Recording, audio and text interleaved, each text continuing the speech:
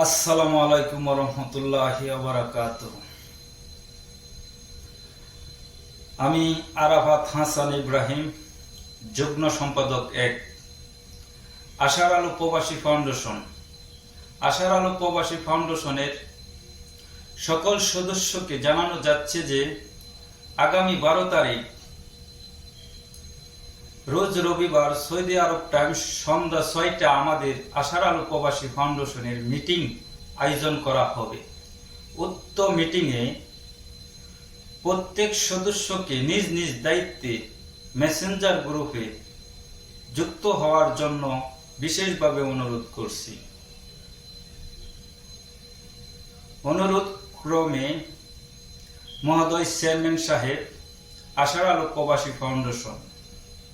সকলেরই সুস্বাস্থ্য কামনা করে আমার সংক্ষিপ্ত বক্তব্য শেষ করলাম। খুদা হাফেজ।